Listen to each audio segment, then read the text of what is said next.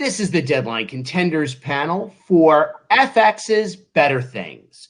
We are here with the creator, director, writer, star, Pamela Adlon. She was nominated for 2 Emmys for the show for lead actress, and she's the Emmy winner in Best Voiceover for King of the Hill. This is a show that I absolutely love.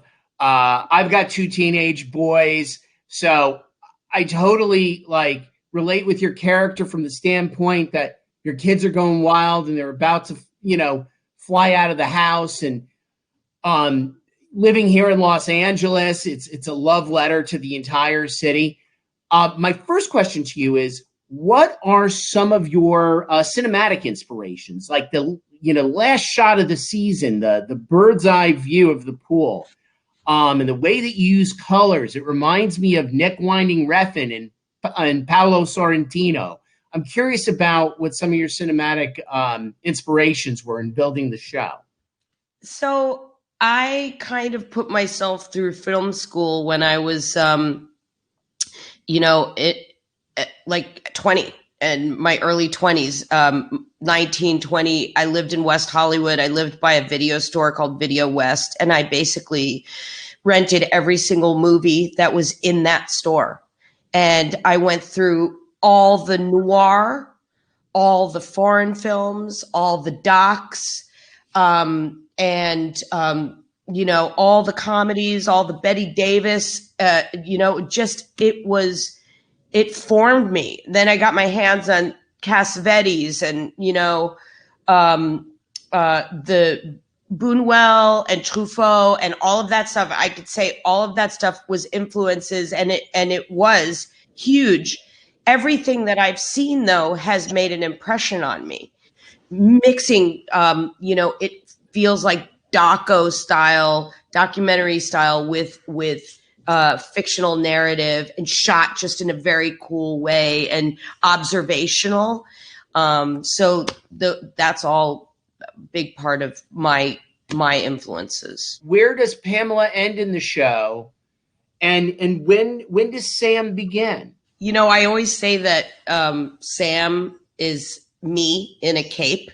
It's like the superhero Pamela version. And I joke that FX pays for my therapy because I'm able to live out fantasies in the script. So, if you want to play something out in your life, and I have this incredible outlet, I can put it into the stories. And, not just my character, the other characters in the show. And it's incredibly satisfying to, that conversation you have with yourself in the car you're driving, and you're like, God, I wish I'd said this, or wouldn't that be awful if that happened? Or God, this would have been great if this happened. I can put it in the show and in the scripts and in the stories with the characters. And it's just been a great learning tool for me of how to tell stories. Tell me about constructing your episodes, especially with your writer's room, because there are these great moments of life interwoven. The Batsinera episode in particular, and everything that's going on there, from the ex-husband coming into the door to you hiding out on the stairs, and you're catching your daughter, how she's growing up. How do you weave tell me about weaving your, not to get all sitcom writer about it, but weaving your A and B plots in. This episode in particular was 4 episodes in one, because I always wanted Frankie, from the beginning when we started the writer's room, I went in and I just said to them, Frankie's a clown. This was something that I saw in Hannah Alligood, who plays Frankie, that she naturally has this way of moving her head. And, in the first season, she was just this beautiful, innocent, almost green kid from the Bible Belt. And, you know, when she would go up on a line, she would go, and she would do like these funny things with her neck. And so one day I looked at her and I said, "You're a clown. But let me explain. You're like Buster Keaton. You're Harold Lloyd, you know, you're Bill Irwin." And so we got her a coach, Scott Neary, a clown coach, and she was working on the typewriter the whole season leading up to the last day of filming was when she did the typewriter. And then you have the second part, which is like the play. I call it the play, when we're all in our underwear and Auntie Beanie and Uncle Harold and Rich comes in and everybody's in and out and it's just this play. And then you have the Bazzanetta, and then you have the restaurant with Max at the end. And so those were all different stories. And then weaving all the things into the Bazzanetta, I was like, how am I going to get 5 people in a staircase? Because we shot the whole thing in the house. And so how do I service all of these characters and make it not seem like, oh, this is convenient, you know? I wanted all these levels and layers, and seeing Rich, who has shown up for the girls their whole lives. You know, the instinct for writing this episode was to write an angry monologue to Xander. And I said to the guys, I said, what if Rich just says, this is what happened.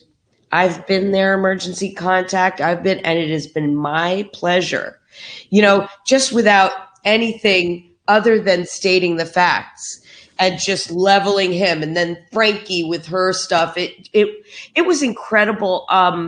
Everybody who was part of the Bazzanetta, you know, from Rainita's family and Lombardo, who played her dad, Mike Gardner, Jose. It was extremely emotional. And you have people who are like day players or background people, and everybody was involved and invested. Like this was a real thing.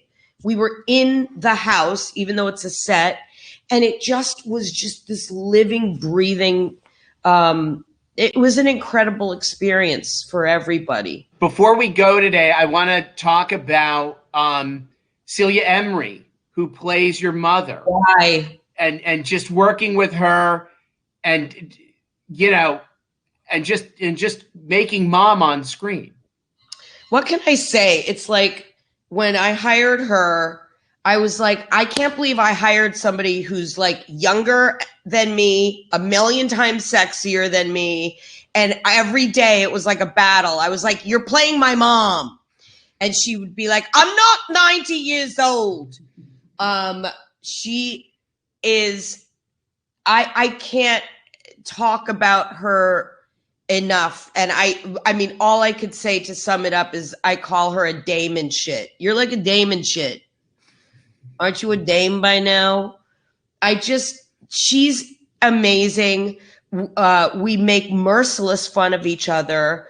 It has been one of the greatest joys of my life to be able to have her in my show and play my mom.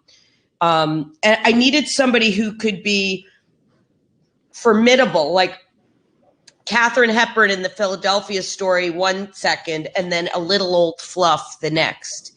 And she's given me all of that. Well, thank you for joining us today. It's been great speaking with you. Ladies and gentlemen, creator, star, director, writer. She directs all the episodes. Pamela Adlon of FX's Better Things. Thanks, Anthony. Thanks.